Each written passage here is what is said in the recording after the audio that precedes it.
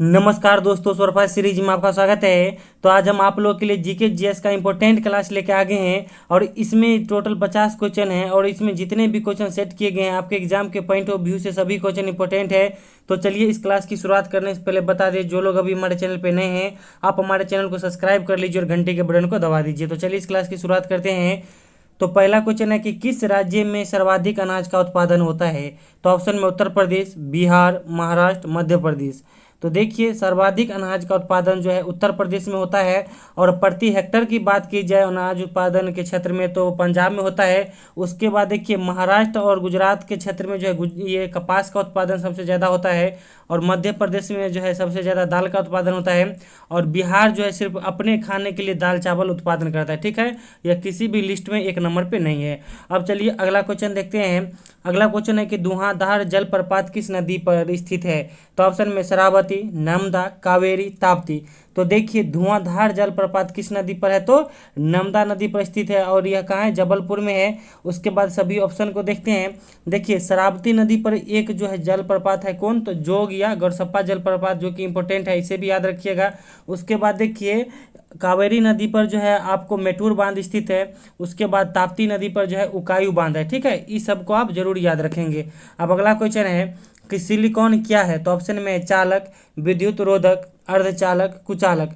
तो देखिए सिलिकॉन क्या है, तो अर्धचालक है और यदि आप अर्धचालक को गर्म करते हैं तो उसमें विद्युत प्रवाह का मान बढ़ जाता है। ठीक है, और भारत का सिलिकॉन सिटी किसे कहा जाता है, तो बेंगलुरु को कहा जाता है। अब अगला क्वेश्चन है कि लाल रक्त का जीवन काल कितना होता है। तो ऑप्शन में 5 दिन, 2 से 4 दिन, 120 दिन, 1 साल। तो देखिए लाल रक्त का जीवन काल कितना होता है, तो 120 दिन होता है। उसके बाद देखिए आपको श्वेत रक्त का जीवन काल होता है 2 से लेकर 4 दिन तक। ठीक ना। अब चलिए अगला क्वेश्चन देखते हैं। अगला क्वेश्चन है कि किस वाद्य यंत्र पर सभी धुन बजाए जाते हैं। तो ऑप्शन में सितार, तबला, सरोद, बांसुरी। तो देखिए बांसुरी पर जो है सभी वाद्य यंत्र ये बजाए जाते हैं। ठीक है, देखिए जैसे मान लीजिए सितार का जो भी धुन होगा, तबला का भी धुन होगा, सरोद का भी धुन होगा, वो बांसुरी पर बजाया जा सकता है। ठीक ना। अब चलिए अगला क्वेश्चन देखते हैं। अगला क्वेश्चन है कि मुगल काल की राजकीय भाषा क्या थी। तो ऑप्शन में उर्दू, फारसी, तुर्की, अरबी। तो देखिए मुगल काल की जो है राजकीय भाषा थी फारसी। अब आपको बता देते हैं कि मुगल वंश के संस्थापक कौन थे, तो बाबर थे। इन्होंने जो है 1526 ईस्वी में मुगल वंश की स्थापना किए थे और बाबर का मकबरा कहाँ है, तो काबुल में है। अब चलिए अगला क्वेश्चन देखते हैं। अगला क्वेश्चन है कि हाइड्रोजन के समस्थानिक की संख्या कितनी है। तो ऑप्शन में 2, 3, 4, 5। तो देखिए हाइड्रोजन के समस्थानिक की संख्या कितनी है, तो 3 है और यह 3 कौन कौन है, तो प्रोटियम, ड्यूटेरियम, ट्राइटियम है। ठीक, इसे याद रखेंगे आप। अब अगला क्वेश्चन है कि मानव शरीर सबसे ज़्यादा कौन पदार्थ पाया जाता है। यानी यहाँ कहने का मतलब ये हो गया कि यहाँ मानव शरीर में सबसे ज़्यादा कौन पदार्थ पाया जाता है। तो ऑप्शन में कार्बन, कैल्शियम, जल, वसा। तो देखिए मानव शरीर में सबसे ज़्यादा कौन पदार्थ पाया जाता है, तो जल पाया जाता है। ठीक ना, जल जो है 70 से 80% पाया जाता है। उसके बाद कार्बन जो है लगभग 18% पाया जाता है। कैल्शियम से जो है मानव शरीर में जो है हड्डी का विकास होता है, कैल्शियम के साथ साथ फास्फोरस भी रहता है। उसके बाद देखिए सबसे ज़्यादा एनर्जी किससे मिलता है, तो वसा से मिलता है। अब चलिए अगला क्वेश्चन देखते हैं। अगला क्वेश्चन है कि जादू टोना की चर्चा किस वेद में है। तो ऑप्शन में ऋग्वेद, यजुर्वेद, सामवेद, अथर्ववेद। तो देखिए जादू टोना की चर्चा जो है अथर्ववेद में है। वशीकरण की भी चर्चा अथर्ववेद में है। गायत्री मंत्र कहाँ से लिया गया है, तो ऋग्वेद से लिया गया है। कर्मकांड की चर्चा जो है यजुर्वेद में है और संगीत की चर्चा जो है सामवेद में। ठीक ना, आपके सामने पूरा चारों वेद है, वेदों की संख्या 4 होती ही है। ठीक। अब अगला क्वेश्चन है कि सिस्मोग्राफ से क्या मापा जाता है। तो ऑप्शन में वायु की आर्द्रता, वायु दाब, भूकंप की तीव्रता, दूध का घनत्व। तो देखिए सिस्मोग्राफ से क्या मापा जाता है, तो भूकंप की तीव्रता मापा जाता है। हाइग्रोमीटर से जो है वायु की आर्द्रता मापा जाता है। बैरोमीटर से वायु दाब मापा जाता है और लेक्टोमीटर से जो है दूध का घनत्व मापा जाता है। और देखिए हम आप लोग को क्लास में विशेष बात नहीं करते हैं, हम ज़्यादा वीडियो को लंबा नहीं खींचना चाहते हैं। हम चाहते हैं कि कम समय में ज़्यादा से ज़्यादा क्वेश्चन आप लोग को डिस्कशन करा दें और आप लोग को क्लास अच्छा लगता है तो प्लीज़ वीडियो को लाइक कीजिए, हमें सपोर्ट कीजिए, अपने दोस्तों में भी शेयर कर दीजिए। अब चलिए अगला क्वेश्चन देखते हैं। अगला क्वेश्चन है कि वेम्बनाड झील किस राज्य में है। तो ऑप्शन में केरल, राजस्थान, आंध्र प्रदेश, मणिपुर। तो देखिए वेम्बनाड झील जो है केरल में स्थित है। अब सभी ऑप्शन को देखते हैं। तो देखिए राजस्थान में कौन है, तो सांभर झील है जो कि खारे पानी की झील है। उसके बाद कोलेरू झील कहाँ है, तो आंध्र प्रदेश में है और यह मीठे पानी की झील है। और जो है आपको मणिपुर में जो है लोकटक झील स्थित है। ठीक, अब अगला क्वेश्चन देखते हैं। अगला क्वेश्चन है कि मुस्लिमों का पवित्र शहर मक्का किस देश में है, तो ऑप्शन में ईरान, इराक, सऊदी अरब, भारत। तो देखिए मुस्लिमों का पवित्र शहर जो है मक्का किस देश में स्थित है, तो सऊदी अरब में स्थित है। और आपको बता दें कि मक्का में ही जो है मस्जिद अल हरम स्थित है, वहाँ पर जो है हमारे मुस्लिम धर्म के लोग जाते हैं हज करने के लिए। ठीक ना। अब चलिए अगला क्वेश्चन देखते हैं। अगला क्वेश्चन है कि पूसा कृषि विश्वविद्यालय किस जिला में है, तो ऑप्शन में समस्तीपुर, दरभंगा, पटना, भागलपुर। तो देखिए पूसा कृषि विश्वविद्यालय जो है समस्तीपुर में स्थित है। ठीक है। अब चलिए अगला क्वेश्चन देखते हैं। अगला क्वेश्चन है कि डीएनए फिंगरप्रिंट टेस्ट कहाँ होता है, तो ऑप्शन में हैदराबाद, बेंगलुरु, मुंबई, कानपुर। तो देखिए डीएनए फिंगरप्रिंट टेस्ट कहाँ होता है, तो हैदराबाद में होता है। अब ये होता क्या है डीएनए फिंगरप्रिंट, जब देखिए किसी का बच्चा चोरी हो जाता है या किसी बच्चा पे कोई दो माता पिता अपना हक दिखाने लगते हैं, तब उस स्थिति में जो है मान लीजिए केस जो है कोर्ट में जाता है, तब कोर्ट जो है डीएनए फिंगरप्रिंट टेस्ट का आग्रह दे करता है। ठीक है, उसमें जो है सही माता पिता का पता चल जाता है। ठीक है, मान लीजिए जिसका बच्चा होगा उसके डीएनए से उस बच्चा का डीएनए मैच कर जाता है। उसके बाद देखिए बेंगलुरु को क्या कहा जाता है, सिलिकॉन सिटी कहा जाता है। मुंबई जो है भारत की आर्थिक राजधानी है। उसके बाद ये जो है कानपुर आपको चमड़ा उद्योग के लिए प्रसिद्ध है। ठीक, अब अगला क्वेश्चन है कि आतिशबाजी में हरा रंग किसके कारण दिखाई देता है, तो ऑप्शन में सोडियम, बेरियम, कैल्शियम, पोटेशियम। तो देखिए आतिशबाजी में जो है हरा रंग किसके कारण होता है, तो बेरियम के कारण होता है। उसके बाद आतिशबाजी में जो है पीला रंग जो है सोडियम के कारण होता है। ठीक ना। अब चलिए अगला क्वेश्चन देखते हैं। अगला क्वेश्चन है कि भारत में हरित क्रांति के जनक कौन थे, तो ऑप्शन में लाल बहादुर शास्त्री, राजीव गांधी, एम एस स्वामीनाथन, कोई नहीं। तो देखिए भारत में जो है हरित क्रांति के जनक किसे कहा जाता है, तो एम एस स्वामीनाथन को कहा जाता है।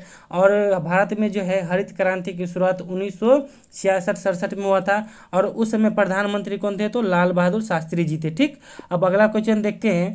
अगला क्वेश्चन है कि भारत किस महाद्वीप में है, तो ऑप्शन में अंटार्कटिका, ऑस्ट्रेलिया, एशिया, अफ्रीका। तो देखिए हम लोग किस महाद्वीप में है, तो एशिया महाद्वीप में है और एशिया महाद्वीप की जनसंख्या भी सबसे ज़्यादा है। और अंटार्कटिका महाद्वीप जो है बर्फ से ढका हुआ है। ऑस्ट्रेलिया महाद्वीप को जो है प्यासी भूमि का महाद्वीप कहा जाता है और अफ्रीका महाद्वीप को जो है अंध महाद्वीप कहा जाता है। और मानव का सबसे पहला खोज कहाँ हुआ था, तो अफ्रीका महाद्वीप में ही हुआ था। ठीक, अब अगला क्वेश्चन है कि गुजरात किस फसल के लिए प्रसिद्ध है, तो ऑप्शन में गेहूं, लौकी, गन्ना, कपास। तो देखिए गुजरात जो है किस फसल के लिए प्रसिद्ध है, तो कपास के लिए प्रसिद्ध है, क्योंकि गुजरात और महाराष्ट्र क्षेत्र में जो है काली मिट्टी सबसे ज़्यादा पाई जाती है और काली मिट्टी जो है कपास के उत्पादन के लिए प्रसिद्ध होता है। अब देखिए गेहूं उत्पादन में उत्तर प्रदेश सबसे आगे है। उसके बाद देखिए गन्ना उत्पादन में भी उत्तर प्रदेश है और लौकी उत्पादन हमें पता नहीं है। ठीक ना। वैसे सब्जी उत्पादन में तो उत्तर प्रदेश अभी अग्रणी राज्य है। ठीक, अब अगला क्वेश्चन देखते हैं। अगला क्वेश्चन है कि क्षेत्रफल की दृष्टि से भारत का सबसे बड़ा राज्य कौन है, तो ऑप्शन में बिहार, राजस्थान, उत्तर प्रदेश, गोवा। तो देखिए क्षेत्रफल की दृष्टि से भारत का सबसे बड़ा राज्य कौन है, तो राजस्थान है। उसके बाद देखिए क्षेत्रफल की दृष्टि से सबसे छोटा राज्य गोवा है। उसके बाद आपको बताते हैं कि जनसंख्या की दृष्टि से सबसे बड़ा राज्य कौन है, तो उत्तर प्रदेश है। और जनसंख्या घनत्व की दृष्टि से सबसे बड़ा राज्य कौन है, तो अपना प्यारा बिहार है। ठीक, अब अगला क्वेश्चन है कि जल जीवन हरियाली किस राज्य की योजना है, तो ऑप्शन में पश्चिम बंगाल, उत्तराखंड, बिहार, ओडिशा। तो देखिए जल जीवन हरियाली जो है अपने बिहार की योजनाएं हैं और कुछ क्वेश्चन जो है करंट से भी 2-3 रहता है, तो करंट का भी वीडियो हम आप लोग को जरूर करवाएंगे। ठीक ना। अब अगला क्वेश्चन है कि निम्न में कौन संसद का भाग नहीं है, तो ऑप्शन में राष्ट्रपति, लोकसभा, राज्यसभा, राज्यपाल। और आप लोग से यह क्वेश्चन गलत नहीं होना चाहिए क्योंकि कल के सेट में भी यह क्वेश्चन हम बताए थे। तो देखिए संसद का भाग कौन नहीं होगा, तो राज्यपाल नहीं होगा, क्योंकि आप जानते हैं कि संसद जो है 3 भाग से मिलकर बना होता है। कौन कौन, राष्ट्रपति, लोकसभा और राज्यसभा, या आप ऐसे भी कह सकते हैं कि राष्ट्रपति, राज्यसभा या लोकसभा। ठीक, अब अगला क्वेश्चन देखते हैं। अगला क्वेश्चन है कि भारतीय राष्ट्रीय कांग्रेस की स्थापना कब हुई, तो ऑप्शन में 1885, 1907, 1916, 1924। तो देखिए भारतीय राष्ट्रीय कांग्रेस की स्थापना कब हुई थी, तो 1885 में ए.ओ. ह्यूम के द्वारा हुई थी। और देखिए भारतीय राष्ट्रीय कांग्रेस की पहली बार विभाजन जो 1907 में हुआ था और फिर पुनः मिलन जो है भारतीय राष्ट्रीय कांग्रेस को जो है 1916 के अधिवेशन में हुआ था। उसके बाद एकमात्र बेलगांव अधिवेशन कर्नाटक जो 1924 में हुआ था, उसमें जो है महात्मा गांधी जी भाग लिए थे। ठीक, अब अगला क्वेश्चन है कि गारो पहाड़ी किस राज्य में है? तो ऑप्शन में मेघालय, सिक्किम, राजस्थान, मध्य प्रदेश। तो देखिए गारो पहाड़ी जो है कहाँ है? तो मेघालय में स्थित है और इस पहाड़ी पर जो है गारो जनजातियां भी पाई जाती है। उसके बाद देखिए कंचनजंगा जो है आपको पहाड़ किस राज्य में है? तो सिक्किम में है। उसके बाद देखिए अरावली जो है राजस्थान में है। सतपुड़ा जो है कहाँ है? तो मध्य प्रदेश में है। अब चलिए अगला क्वेश्चन देखते हैं। अगला क्वेश्चन है कि सीमेंट को जल्दी नहीं जमने के लिए क्या मिलाया जाता है? तो ऑप्शन में जिप्सम, चूना पत्थर, मिट्टी, लोहा। तो देखिए सीमेंट को जो है जल्दी नहीं जमने के लिए क्या मिलाया जाता है? तो जिप्सम मिलाया जाता है, यानी जो है वह देर से जमे। ठीक है, अब आपको बता देते हैं कि आपको पूछेगा कि सीमेंट का मुख्य घटक कौन होता है? तो उसका मुख्य घटक जो है चूना पत्थर होता है। ठीक ना, जानते हैं हम, देखिए सोचते हैं कि आप लोग का जो है ज़्यादा से ज़्यादा 20 से 22 मिनट 25 मिनट का वीडियो हो, आधा घंटा का नहीं हो कोई भी वीडियो। ठीक है, क्योंकि देखिए कल जो है 30 मिनट का वीडियो हो गया था और हम खुद चाहते हैं कि लंबा वीडियो आप लोग के लिए नहीं हो, तो शॉर्ट वीडियो में ज़्यादा से ज़्यादा हम कंटेंट देने की कोशिश करते हैं। ठीक ना, तो इसीलिए प्लीज़ आप लोग वीडियो को सपोर्ट कीजिए, वीडियो को लाइक कीजिए और अपने दोस्तों में इस क्लास को शेयर कीजिए। अब चलिए अगला क्वेश्चन देखते हैं। अगला क्वेश्चन है कि गौतम बुद्ध का महापरिनिर्वाण कहाँ हुआ था? तो ऑप्शन में लुम्बिनी, कुशीनगर, बोध गया, सारनाथ। तो देखिए गौतम बुद्ध का जो है महापरिनिर्वाण कहाँ हुआ था? तो कुशीनगर में हुआ था। यानी महापरिनिर्वाण का मतलब हो गया कि उनकी मृत्यु, यानी गौतम बुद्ध की मृत्यु जो है कुशीनगर में हुई थी। और गौतम बुद्ध का जन्म कहाँ हुआ था? लुम्बिनी नेपाल में हुआ था। और गौतम बुद्ध को ये जो है उनको ज्ञान की प्राप्ति जो है बोध गया में निरंजना नदी, जिसे फल्गु नदी भी कहते हैं, उसी के तट पर जो है बोधि वृक्ष के नीचे पूर्णिमा की रात को उनको ज्ञान की प्राप्ति हुई थी। और उन्होंने सबसे ज़्यादा उपदेश कहाँ दिए थे? तो सारनाथ में दिए थे। अब अगला क्वेश्चन देखते हैं। अगला क्वेश्चन है कि किस राज्य में सबसे ज़्यादा सड़क का जाल है? तो ऑप्शन में महाराष्ट्र, उत्तर प्रदेश, बिहार, उड़ीसा। तो देखिए अभी जो है वर्तमान में सबसे ज़्यादा सड़क का जाल देखिए ऑप्शन में रहता है, कभी कभी केरल दे देता है, मगर जो है अगर महाराष्ट्र रहेगा तो महाराष्ट्र मारिएगा और केरल रहेगा तो आप लोग केरल मारिएगा। ठीक ना, अब चलिए अगला क्वेश्चन देखते हैं। और देखिए कच्ची सड़क के अगर बात की जाए तो कच्ची सड़क सबसे ज़्यादा कहाँ है? तो उड़ीसा में। ठीक ना, अब अगला क्वेश्चन है कि मध्याह्न भोजन किससे संबंधित है? तो ऑप्शन में पर्यावरण, गरीब लोग, प्राथमिक शिक्षा, कॉलेज। तो देखिए यह आपको टीचिंग एप्टीट्यूड का क्वेश्चन है और साथ ही जीके जीएस में भी पूछा जाता है। ठीक ना, तो देखिए मध्याह्न भोजन किससे संबंधित है? तो प्राथमिक शिक्षा से संबंधित है। इसमें जो है कक्षा 1 से 8 तक के बच्चों को जो है मुफ्त एवं पोषण युक्त भोजन विद्यालय में दिया जाता है और इसकी शुरुआत 1995 में हुई थी। अब अगला क्वेश्चन है कि BSNL के संचालककर्ता कौन है? तो ऑप्शन में भारत सरकार, टाटा समूह, रिलायंस, कोई नहीं। यानी भारत संचार निगम लिमिटेड के संचालनकर्ता कौन है? तो इसके वर्तमान में कौन है? तो भारत सरकार है। ठीक ना, अब आपको बता दें कि देखिए यहाँ एक हंसने वाली बात यह है कि जो है देखिए BSNL सबसे पुराना जो है टेलीकॉम कंपनी है, मगर इनको अभी तक जो है 4G का लाइसेंस भारत सरकार नहीं दिया है और इसको बेचने की तैयारी में सरकार लगा हुआ है।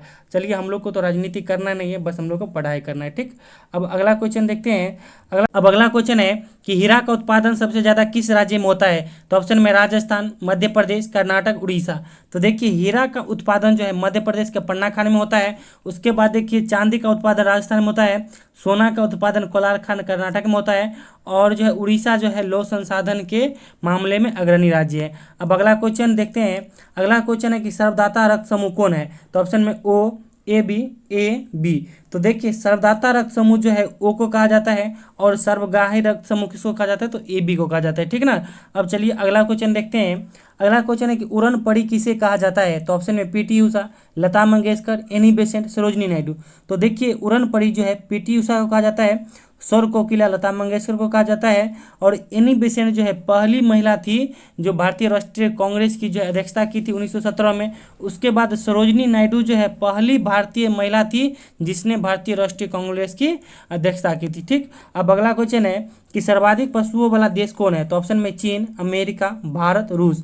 तो देखिए सर्वाधिक पशुओं वाला देश कौन है? तो अपना प्यारा भारत है। और दुग्ध उत्पादन में भी अग्रणी देश कौन है? तो अपना प्यारा भारत है। ठीक ना, अब अगला क्वेश्चन है कि छुआछूत का अंत किस अनुच्छेद में है? तो ऑप्शन में अनुच्छेद 16, अनुच्छेद 17, अनुच्छेद 18, अनुच्छेद 19।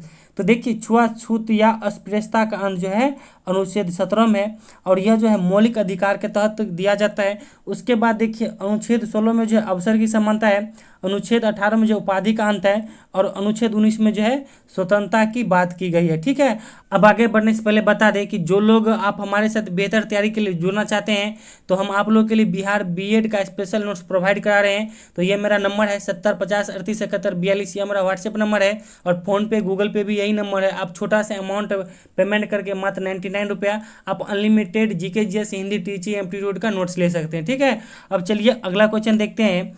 अगला क्वेश्चन है कि जल कितने अवस्था में रह सकता है? तो ऑप्शन में 1, 2, 3, 4। तो देखिए जल जो है 3 अवस्था में रह सकता है। कौन कौन?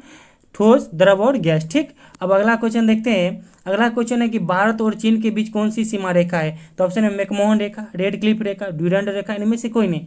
तो देखिए भारत और चीन के बीच कौन सी सीमा रेखा है? तो मैकमोहन रेखा है। भारत और पाकिस्तान के बीच रेड क्लिफ रेखा है और पाकिस्तान और अफगानिस्तान के बीच जो है ड्यूरैंड रेखा है। ठीक ना। अब अगला क्वेश्चन है कि बर्फ का पिघलना कौन सी अभिक्रिया है? तो ऑप्शन है भौतिक, रासायनिक, जैविक, इनमें से सभी। तो देखिए बर्फ का पिघलना जो है भौतिक अभिक्रिया है। भौतिक अभिक्रिया में क्या होता है, यानी जो चीज़ पुनः अपने मूल अवस्था में आ जाए वो भौतिक अभिक्रिया। जैसे मान लीजिए पानी को बर्फ बनाते हैं, फिर बर्फ से वो पानी बन जाता है, यानी भौतिक अभिक्रिया। रासायनिक अभिक्रिया में होता है कि जो पदार्थ अपने मूल रूप में नहीं आए वो रासायनिक अभिक्रिया कहलाएगा। जैसे आप किसी कागज को जलाइएगा तो फिर जो है वो अपने मूल अवस्था में नहीं आ पाएगा। ठीक, अब चलिए अगला क्वेश्चन देखते हैं। अगला क्वेश्चन है कि रेड क्रॉस का मुख्यालय कहाँ है? तो ऑप्शन में न्यूयॉर्क, रोम, जेनेवा, लंदन। तो देखिए रेड क्रॉस का मुख्यालय कहाँ स्थित है? तो जेनेवा में स्थित है और यह कल भी हम बताए थे। ठीक है, उसके बाद देखिए न्यूयॉर्क में जो है यूएनओ का मुख्यालय है। उसके बाद रोम में जो है विश्व कृषि एवं खाद्य संगठन का मुख्यालय है। एमनेस्टी इंटरनेशनल का मुख्यालय कहाँ है? तो लंदन में है और राष्ट्रमंडल का मुख्यालय भी लंदन में स्थित है। ठीक, अब अगला क्वेश्चन है कि शेरशाह सूरी का मकबरा कहाँ स्थित है? तो ऑप्शन में दिल्ली, सासाराम, लाहौर, आगरा।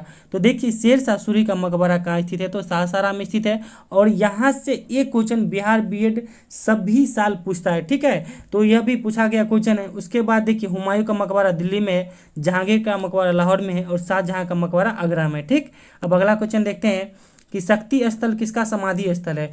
तो ऑप्शन में राजीव गांधी, चौधरी चरण सिंह, इंदिरा गांधी, भीमराव अंबेडकर। तो देखिए शक्ति स्थल जो है इंदिरा गांधी की समाधि स्थल है, वीर भूमि राजीव गांधी की समाधि स्थल है, किसान घाट जो है चौधरी चरण सिंह की समाधि स्थल है और जो है चतरा भूमि जो है भीमराव अंबेडकर की समाधि स्थल है। अब अगला क्वेश्चन है कि समुद्री जल का पीएच मान कितना होता है? तो आप जानते हैं कि समुद्र का पानी खारा होता है, यानी जो है वो क्षारीय होता है। तो इसमें देखिए क्षारीय ज़्यादा कौन हो जाएगा? तो देखिए 8.4 जो है समुद्री जल का पीएच मान होता है और 7.4 आप जानते हैं कि ब्लड का पीएच मान होता है और पेशाब का जो है पीएच मान 6 होता है और उदासीन विलयन का पीएच मान कितना होता है? 7 होता है। अब अगला क्वेश्चन है कि सेरीकल्चर किससे संबंधित है? तो ऑप्शन में मछली पालन, रेशम उत्पादन, मधुमक्खी पालन, अंगूर उत्पादन। तो देखिए सेरीकल्चर जो है रेशम उत्पादन से संबंधित है और भारत में सबसे ज़्यादा रेशम का उत्पादन जो है कर्नाटक राज्य में होता है। उसके बाद देखिए पीसी कल्चर जो है मछली ये उत्पादन से संबंधित है। उसके बाद एपी कल्चर जो है मधुमक्खी पालन से संबंधित है और वीटी कल्चर जो है अंगूर उत्पादन से संबंधित है। अब अगला क्वेश्चन है कि कौन भारत का पड़ोसी देश नहीं है? तो ऑप्शन में पाकिस्तान, श्रीलंका, बांग्लादेश, अमेरिका। तो देखिए इसमें से जो है भारत का पड़ोसी देश कौन नहीं है? तो आपको अमेरिका नहीं। उसके बाद देखिए यह भी जो है स्थल सीमा और जल सीमा से लगा हुआ पड़ोसी देश है। बांग्लादेश भी स्थल और जल सीमा से लगा हुआ है और श्रीलंका सिर्फ जल सीमा से लगा हुआ पड़ोसी देश है। अब अगला क्वेश्चन है कि बक्सर का युद्ध कब हुआ था? तो ऑप्शन में है 1526, 1556, 1761, 1764। तो देखिए बक्सर का युद्ध कब हुआ था? तो 1764 में हुआ था। उसके बाद सभी ऑप्शन को देखते हैं। पानीपत का प्रथम युद्ध 1526, पानीपत का द्वितीय युद्ध 1556 और पानीपत का तृतीय युद्ध 1761 में हुआ था। ठीक, अब अगला क्वेश्चन है कि भोजन का संपूर्ण पाचन कहाँ होता है? तो ऑप्शन है मुख में, बड़ी आंत, छोटी आंत, कोई नहीं। तो देखिए भोजन का पाचन तो मुख से ही शुरू हो जाता है, मगर भोजन का संपूर्ण पाचन कहाँ होता है? तो छोटी आंत में होता है। ठीक ना। अब चलिए अगला क्वेश्चन देखते हैं। अगला क्वेश्चन है कि वाशिंगटन डीसी किस नदी के तट पर स्थित है? तो ऑप्शन में हडसन, पोटोमेक, मिसिसिपी, कोलोराडो। तो देखिए वाशिंगटन डीसी जो है पोटोमेक नदी के किनारे स्थित है और वाशिंगटन डीसी जो है अमेरिका की राजधानी है। अब अगला क्वेश्चन है कि टीबी किसके कारण होता है? तो ऑप्शन में जीवाणु, विषाणु, कवक, प्रोटोजोआ। तो देखिए टीबी किसके कारण होता है? तो जीवाणु के कारण होता है। जीवाणु के कारण टाइफाइड भी होता है, कुछ खसराएं भी होता है। उसके बाद देखिए विषाणु के कारण जो एड्स हो गया, पोलियो हो गया, ठीक है, चेचक हो गया, यह सब होता है आपको विषाणु के कारण। उसके बाद देखिए खाज खुजली कवक के कारण होता है। पाइडिया जो है प्रोटोजोआ के कारण होता है। अब अगला क्वेश्चन देखते हैं। अगला क्वेश्चन है कि बुद्ध ने किस भाषा में उपदेश दिया था? तो ऑप्शन में पाली, प्राकृत, देवनागरी, संस्कृत। तो बुद्ध जो है अपना उपदेश जो है पाली भाषा में दिया था, ठीक। क्योंकि देखिए बुद्ध धर्म के जितने भी ग्रंथ है वो सब पाली भाषा में है, और हम लोग जो ये लिखते हैं हिंदी किस भाषा में है, सॉरी कौन सी लिपि है? तो देवनागरी है। और हिंदी की जननी भाषा कौन है? तो संस्कृत है, ठीक है। और जैन धर्म वाले जो है प्राकृतिक भाषा का प्रयोग करते थे। अब अगला क्वेश्चन है कि निम्न में कौन विटामिन पानी में घुलनशील है? तो ऑप्शन है vitamin A D, vitamin E के, विटामिन बी सी, कोई नहीं। तो देखिए कौन विटामिन जो है पानी में घुलनशील है? तो विटामिन बी सी है। उसके बाद वसा में घुलनशील विटामिन ए डी ई के होता है, यानी विटामिन ए डी और विटामिन ई के, यह जो है आपको वसा में घुलनशील है। अब अगला क्वेश्चन है कि किस ग्रह को मॉर्निंग स्टार के नाम से जाना जाता है? तो ऑप्शन है बुध, शुक्र, मंगल, बृहस्पति। तो देखिए मॉर्निंग स्टार के नाम से जो है शुक्र ग्रह को जाना जाता है। शाम का तारा भी जो है शुक्र ग्रह को कहा जाता है। वीनस की देवी भी शुक्र ग्रह को कहा जाता है। उसके बाद देखिए बुध जो है सबसे छोटा ग्रह है। लाल ग्रह जो है मंगल ग्रह को कहा जाता है, और सबसे बड़ा ग्रह कौन है? तो बृहस्पति ग्रह है। अब अगला क्वेश्चन देखते हैं। अगला क्वेश्चन है कि भारतीय संविधान में कितने भाग है? तो इस क्वेश्चन का आंसर आप लोग कमेंट बॉक्स में दीजिएगा, और आप लोग से अपेक्षा करते हैं कि इतना आसान क्वेश्चन आप लोग से बनना चाहिए। आप लोग गूगल से देखिए, चाहे विकिपीडिया पे देखिए, मगर कहीं से भी देख के सीख के आप लोग कमेंट बॉक्स में आंसर जरूर दीजिए। तो आप लोग को क्लास अच्छा लगा हो तो प्लीज़ वीडियो को लाइक कीजिए, हमें सपोर्ट कीजिए, और अपने दोस्तों में इस क्लास को शेयर कर दीजिए। तो चलिए थैंक यू, लव बेस्ट, हमारे साथ बने रहिए। Thank you.